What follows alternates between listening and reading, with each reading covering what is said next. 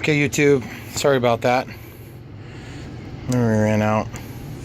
You can see this lipo is the bad one, and you can see maybe a little better where the damage was. Probably not a good idea to be handling that, I suppose. Cell 1, cell 2, got a little bit of squish on that too. But anyway, what we're going to do is we have to reattach that tab to this tab, which had previously been attached to both sides of that. Well, we need to use a wire that's similar size to what we got here. This is actually a little bit smaller, but it'll be fine for what we're doing. And then we're going to just use this wire on that same side too. So what I got to do now is I got to solder this to that point there. Got my soldering iron hot. And then when we're done with that, we're going to flip this around and we're going to lay it in position where it belongs. And actually that's gonna go on the underside, and then it's gonna make the contact between the two when I'm done soldering the other side. So anyway, keep watching for more. We'll keep you up to date. This will be part 2. So that side's soldered now. I just need to rotate things around. I just put these heavy tools down to hold it in place while I'm soldering. Now this side is just gonna basically flop over, and we'll pick up the contact here. So I'll bring it back when I'm done with that step. Hey guys, wanted to show you this real quick.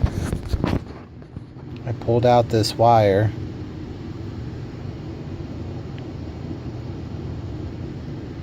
Trying to get it to focus, sorry guys.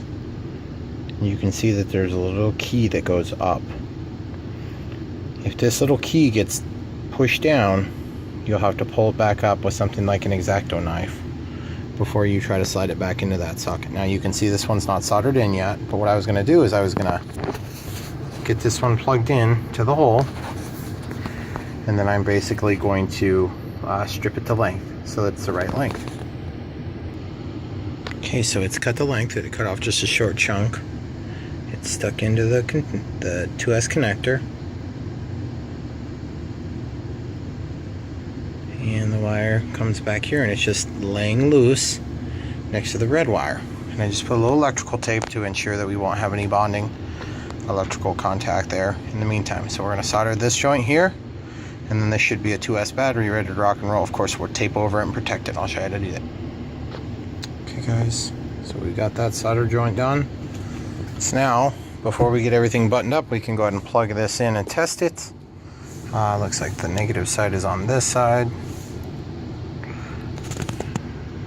as you can imagine, or if you do videos you understand. Okay.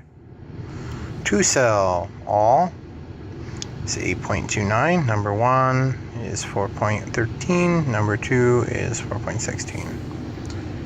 Cool. So now we just got to tape it up. I'll show you what it looks like here in a minute. Okay, so step 1, I'm protecting. Tape over where your solder joint was. Wrap around, especially this area, because there's going to be some stress on the cable as you're working it. And then I went lengthwise, taping as much of the factory padding as I can get back in. Now I'm going to shorten this piece, wrap it around it. That'll give it some extra protection on the exterior, and then we'll go ahead and go around it with some packing tape, and then we'll reapply the label, having changed it to a 2S. And there you have it, guys. 2200 2S 2-cell battery, 60C, approximate 60C. We lose a little bit of this clear plastic between the cells, and obviously this thick protective coat. So this thing should be able to discharge nearly the same rate. But thanks for watching, guys. Now I just got to dispose of that and make some adapters to make this run my kid's toy. Thanks for watching. Don't forget to like and subscribe.